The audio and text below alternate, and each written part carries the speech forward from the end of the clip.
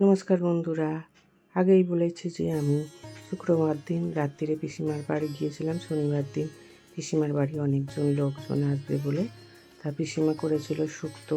এত সুন্দর রান্নাটা করেছিল, আমি পুরো ভিডিওটা তুলে উঠতে পারিনি, কারণ অনেক লোকজন তো ফাঁকে ফাঁকে একটু একটু করে তুলেছিলাম। সমস্ত সবজি কিন্তু পিসিমা ভালো করে ভেজে নিয়ে তারপরে একটু আদা বাটা দিয়ে কষিয়ে নিয়েছিল, আর ওপর থেকে স্বাদ মতো লবণ, লঙ্কার গুঁড়ো, হলুদের গুঁড়ো, চিনি আর দিয়েছিল দুধ, আর একটা ভাজা মশলা বানিয়েছিল, যেটার জন্য স্বাদটা অসম্ভব ভালো হয়েছিল।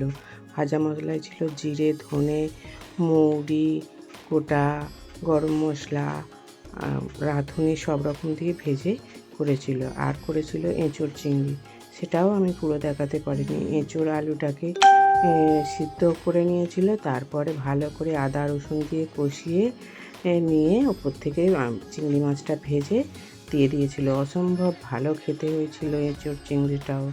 আর বাড়িতে অনেক লোক এসেছিলো, তারাও বলেছিল দারুণ খেতে হয়েছিল। এখন পাবদা মাছটাকেও সুন্দর করে ভেজে নেওয়া হয়েছিল একটা একটা করে। পাবদা মাছের সাইজটা বেশ বড় ছিল, তাই একটু পিসিমা একটু বেশি করে ভেজেছিল, কারণ মাছগুলোর ভিতরে অনেকটা ডিম ছিল, আর হালকা করে ভাজলে যদি পেটের ডিমটা কাঁচা থাকে, তাই মাছগুলো ভেজে কালো জিরে ফোড়ন দিয়ে তার মধ্যে দেয়া হয়েছিল চারমগজ বাটা আর সর্ষে বাটা।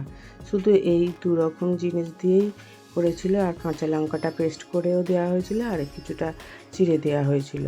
আর কি সুন্দর খেতে হয়েছিল, তবে তেলটা একটু বেশি দিয়েছিল। খেতে অসম্ভব ভালো হয়েছিল। আর ওপর থেকে একটু হলুদ গুঁড়ো, স্বাদ মতো লবণ আর সামান্য চিনি, স্বাদটাকে ব্যালেন্স করার জন্য। আর ওপর থেকে অনেকটা পরিমাণে তেল দিয়ে দিয়েছিল, সর্ষের তেল।